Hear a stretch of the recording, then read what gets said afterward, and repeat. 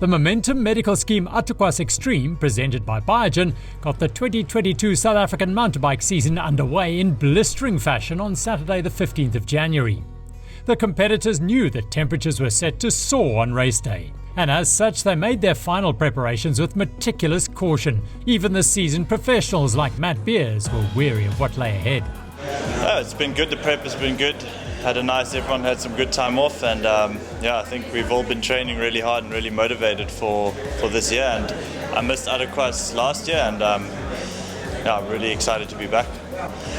But it's going to be really interesting. You're going to be really crucial with nutrition, with your bottles, and then as well gels and food. If you're not on that, you're going to know about it 30 k's to go. Knowing about it with 30 k's to go was one thing, but just reaching that point would be another, even for riders of the calibre of Alan Hatherley. I obviously heard the stories from Matt, followed the race for years. It's been a bucket list race for me. I know it's going to be unbelievably tough, and looking forward to that. I think the shape is there, still early season, but it's going to be a good battle, and looking forward to that. Hatherley's optimism pre-race was echoed by teammate Simon Andreason, though the Dane's confidence was measured by caution, given that he'd only just arrived from Northern Europe. Yeah, I've heard it's a pretty hard race. I mean, it's supposed to be the hardest one-day race in South Africa, and that says a lot, I think. So, it's going to be a really big challenge for me, especially like just coming from Denmark, like quite a different weather we have than it is here now. I'm feeling a bit hot, to be honest, already now, so I'm a bit nervous, but I'm looking forward to it.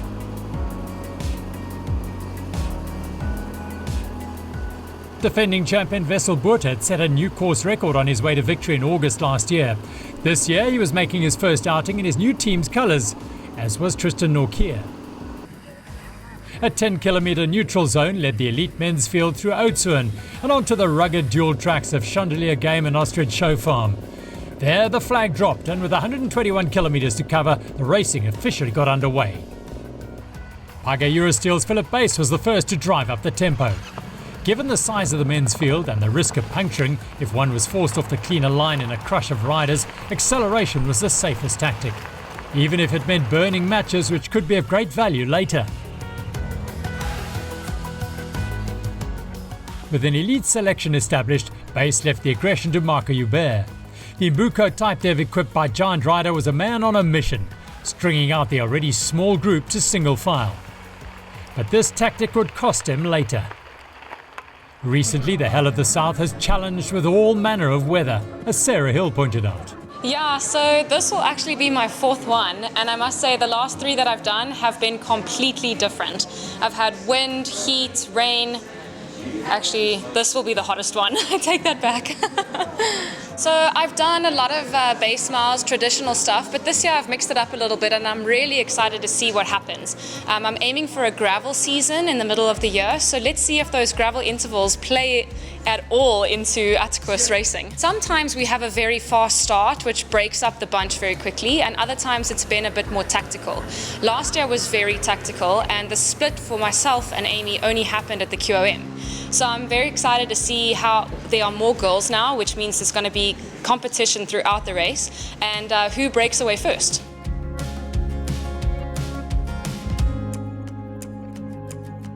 As it transpired, it was Yolandi de Villiers who broke away first. The defending champion and Oudtshoorn local was undoubtedly the best heat-adapted rider across the elite fields.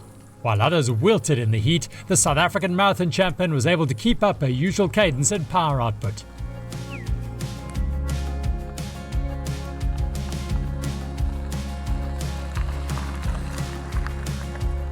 Initially, only Amy Wakefield could follow de Villiers' early move. Having tied the knot in December, Wakefield was racing for the first time by her married name, rather than her maiden name of McDougall. Behind, Sarah Hill led the chase, with Mariska Strauss, who was struggling in the heat and with a series of punctures, fighting to hold her fellow live rider's wheel. It was already clear that it would be a long and arduous day. In the men's race, a slight lull in the action allowed the front group to come back together, and all the main protagonists were still in contention when the race reached water point 1. Only Simon Andreason took the time to stop and refill a bottle, however, a precaution which set him apart from his rivals in both the front and the chasing pack.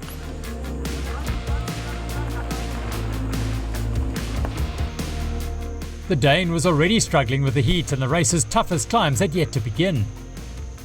When they did, a few short kilometres later, he had used the water to douse himself, cooling his body temperature so as to follow the wheels of Philip Bass and Marco Hubert.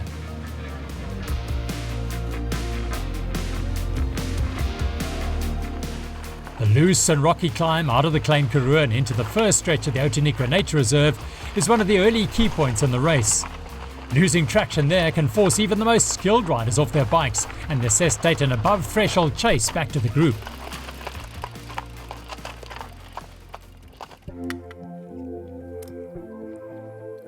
For Mariska Strauss, the day was going from bad to worse.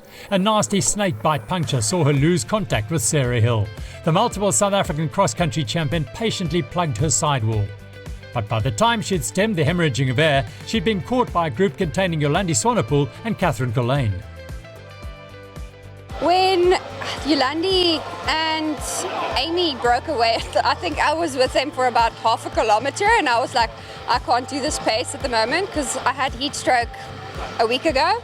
So I know what it feels like and I know what happens when you get it. So, and I knew it's 121 kilometers, so I decided now I'm tapping off anyway. But at that point, my heart rate was like 180 and I was doing 200 watts. So I was like, I won't be able to maintain this. So I tapped off a bit just to get it down because the heat also elevates your heart rate. So you need to adjust things and your strategy needs to change when it's that hot. Even Yolandi de Villiers had changed her usual strategy and was racing with a hydration pack. Amy Wakefield was one of the few elite riders not to use a pack, and this appeared to be playing into the race leader's hands within the first 50 kilometres already. I like to start hard, so I just went up as hard, nice and hard.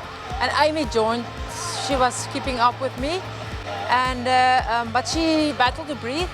And I said she must come through and help, and she said no, she's not feeling so well. And then I decided just to go, just to go. And so I was on my own from about kilometer 20. I'm from Oudtshoorn. I'm born in this heat, so no. But it was really hot, Really, it was insane. I was like sweating and drinking water. I usually take one bottle, but I started with the Ouzwe and finished it before water point 2 and no, it was insane. The insane heat was not just an issue for the elite riders.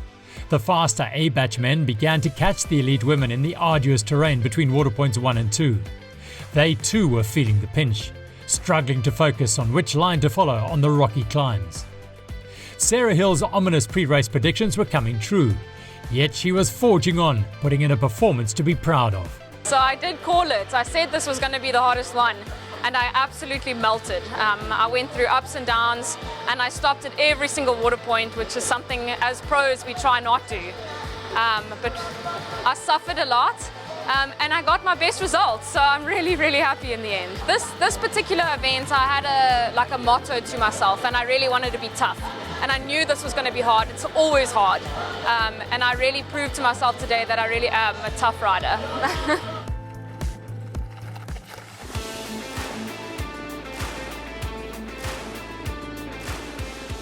In the men's race, Matt Beers had seized control as the route kicked up once more. The tall South African marathon champion would explain later that he was riding at the only tempo which would see him crest the rocky climbs on his bike rather than running next to it. Nonetheless, only Philip Bass and Wessel Botha could follow Beers, while Simon Andreason was among those forced onto the back foot by the specialised rider. I mean, to be honest, I was totally overcooked. I could not go any faster. I felt that I was going to pass out after like 50 Ks, and I was so warm that I couldn't barely see. So I was just hanging on for, trying to survive. And then I think what saved me was the water points, and I really stopped and spent really a lot of time like just pouring water over myself and just taking that extra time to cool down. I think mainly, it's a hard course. I think without the heat it wouldn't have been as tough. For for sure you then go faster, but it would have been a different race definitely. But the heat made it like crazy tough. I mean, I cannot remember a time where I've suffered for so long. Like, you know, it's not like a XCO race where you're done in 1 hour. You're out there for 5.5 hours, and it didn't cool down. The racing did not cool down either, and continued to seesaw as various riders' fortunes ebbed and flowed. At the King of the Mountain hotspot, it looked for all the world as if Philip Bass and Matt Beers would be duelling for the overall victory. It's my third one, so I guess you learn out of the two times. I've learned a lot from the previous two, so yeah, I didn't follow all the moves in the beginning. It was the guys went really deep in the beginning, and me and Simon and Alan tapped off a lot. And then before the Kloof we stopped, we hydrated well and stuff, and then we rode so easy in the Kloof, and Alan eventually dropped, and it was me and Simon together. Me and Simon stopped at every water point there was, and because we knew hydration is going to be key and keep your body temperature down, so we stopped at literally every water point and cooled ourselves, and then we saw the guys popping one by one, and we knew it's that section we did in the Kloof paid off, because we really went easy, and then from there on we opened it up a bit. As Tristan Nokia had alluded, Alan Hatherley had been unable to stay with the chasers, but what he had not known was that this was due to a slow rear puncture.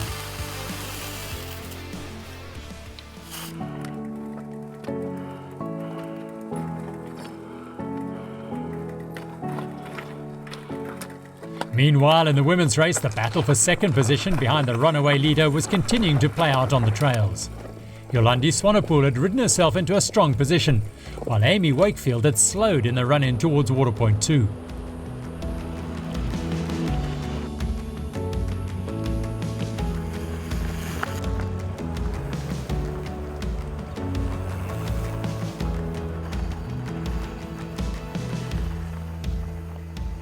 The Sonop water point at the 47-kilometre mark is the last before the Attakwas Kloof and doubles as a UCI rider technical support zone.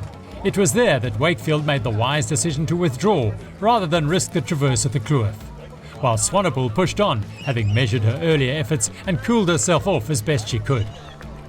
She would not be alone in suffering through the next 30 kilometres.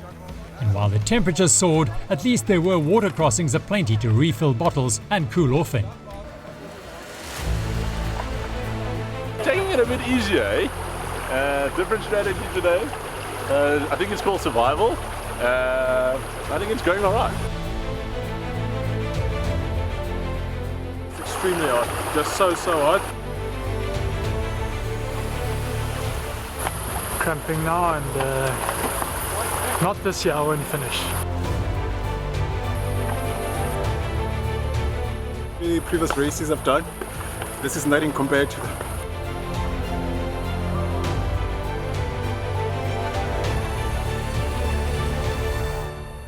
As I sit here, I feel great. When I stand up, I want to fall down again. So the Attakwas, my number 8, unfortunately beat me. Today it really is the hell of the south. Not going well, but I'm going to finish, hopefully. Staying hydrated was the only objective, other than turning over the pedals for those who wished to finish the race.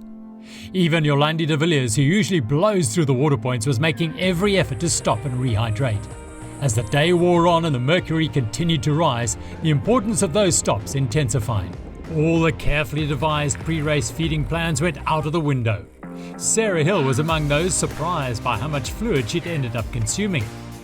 She, like many others, simply filled up every bottle or hydration pack they had at every opportunity. So I actually had the second pro feed zone, I swapped my hydration pack. So I had 2 bottles in my hydration pack, and then every water point I filled my bottle up again. So sure, how many water points were there? 5. So 5 water bottles, that's 10 I guess. Sure, 10 bottles of water for almost a 7-hour race. It's a long day. And it's amazing, last year it was freezing, and it does something completely different to your body. This year it was so hot and I just felt like I couldn't push as hard as I used to. I had to be so careful because I was cramping all kilometers of the race as well. So it's another factor that you just have to keep going.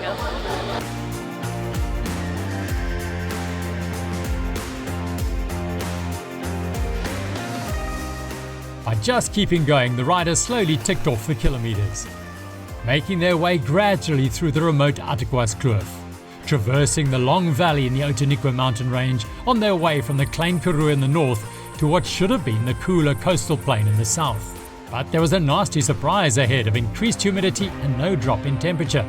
But first there was more challenging terrain to overcome. I'll make it to the next water point. And then? And then I think I'm going to call it a day. Why? Yeah, it was hard that day. Come ride with us, we're taking it easy.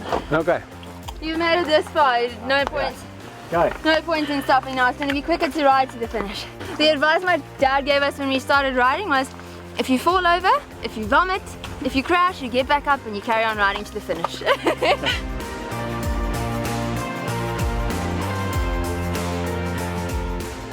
You ride to the finish is the motto usually deployed by entrants to the Momentum Medical Scheme Attakwas Extreme presented by Biogen. So to see so many abandon that philosophy was testimony to just how tough the conditions were.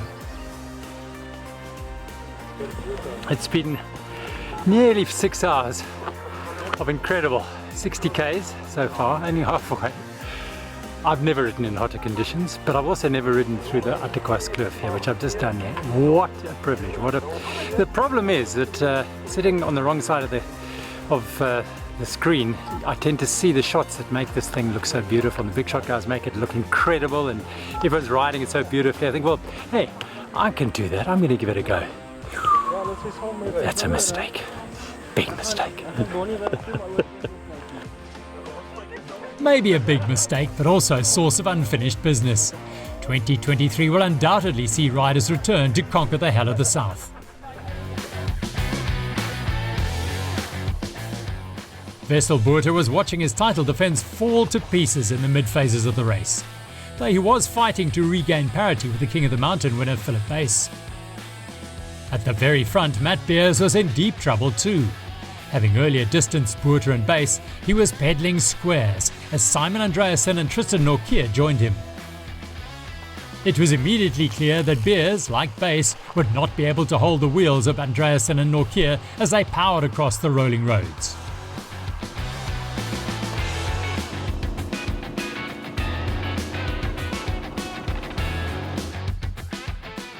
Botha, adrift in fifth, had a long and lonely ride ahead. For the non-elite riders, there was camaraderie in suffering together. Though perhaps Jonathan Pello-Jarman would have opted for a less enthusiastic companion than his ever-chirpy sister Catherine. Jonathan, in his more stoic manner, was just as motivated, however. He's a C4 paracyclist, so that's his classification. He's got a genetic disease called Charcot-Marie tooth, which affects the nerves in his muscles. So all the walking has been very tough on his ankles. But the fact that he's made it this far is incredible. No one else, no other paracyclist has got this far, so I mean, we can't give up now. As his sister, it's my duty to stick with him. Can't leave him behind, it might get me into trouble at home.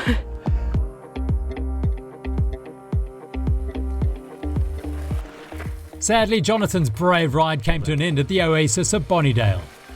Having pushed on through pain and dehydration to the 70-kilometre mark, the siblings decided to call it a day there. They were far from the only ones to halt their rides at Waterpoint 4. With more races to come, there seemed to be no point in risking heat stroke or worse by forging foolishly on. Only those who could manage their cooling continued, battling through the cramps.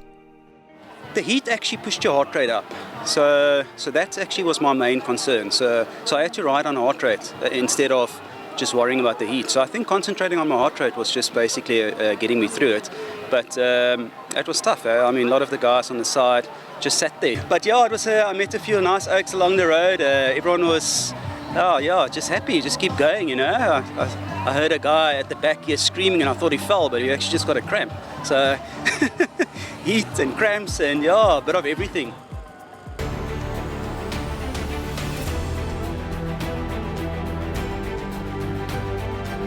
The heat's brutal, so tired. Very tired.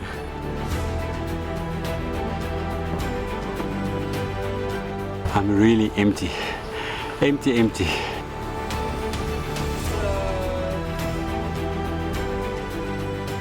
My brother stopped, so I might as well stop too.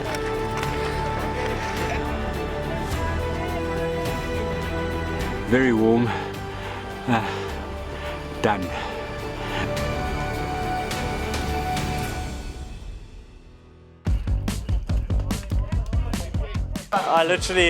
I couldn't go. I was absolutely fried. I think my body overheated and I just had to ride easy, and then I knew if I could just sit with guys I could gain a bit of like confidence, and yeah, I just hung on as long as I could, and then it was too much for me.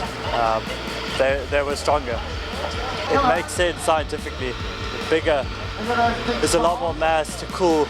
I've never known of a big guy to do well at heat, but no excuses. I'm happy with it, considering how terrible I felt. Simon rode fantastic, and Tristan also rode amazing.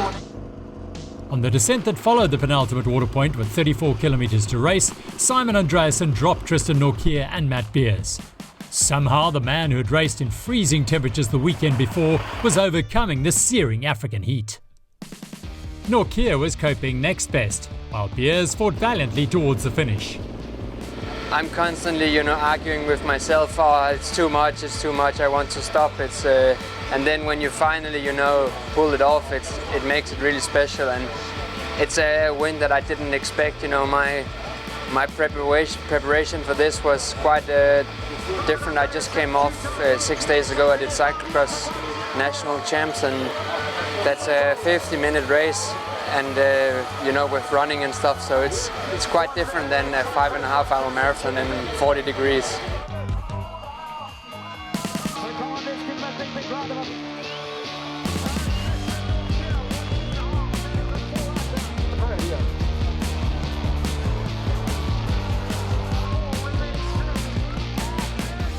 The Cannondale Factory Racing rider's winning time was 25 minutes slower than the course record, which goes a long way to illustrating just how tough a day out the 2022 race was.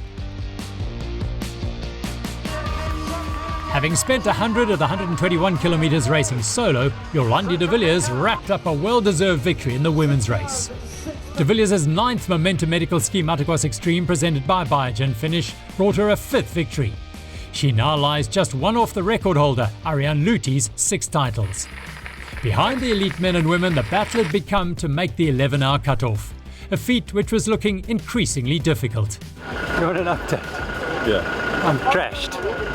But there's something about this event. There is something, even on an extraordinarily tough day like today. You want to push on and see if you can make it. It's carnage out there. While there may be reasons for questioning the sanity of people willing to undertake the Hell of the South, there can be no questioning their superb physical conditioning and overall health. Look, we've always, as Momentum Health, we've always said that people that are proactive about their health, which is typically the guys that do Attakwas, are the guys that we can see from our stats are the guys that are healthier, and we believe that your health is your wealth. Now with COVID, it became even more apparent. The healthier guys cope better with the virus. So we really want to ask people and motivate people to be proactive about your health, similar to the people that are riding the Attakwas, because it stands you in good stead. And then the other thing that I have to say is over the last 9 years, we all know that your medical premium goes up every year. Over 9 years, Momentum Health's gone up the least. So it's just a little stat out there that people must go and have a look at. But yeah, for us to see people be active and be proactive about their health is really what makes us happy.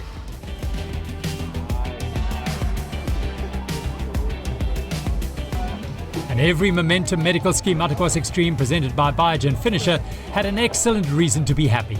They survived the toughest edition of the Hell of the South. As you can imagine, the post-race beers had never tasted so sweet. This is Grootbrak, the finish point of the Momentum Medical Scheme Attakwas Extreme presented by Biogen. The 2022 edition will go down in history as one of the very toughest of all time, with temperatures soaring into the high 40s throughout the day as the 700-odd riders set off from Chandelier Game and Ostrich Show Farm and made their way through the Attakwas to Grootbrak.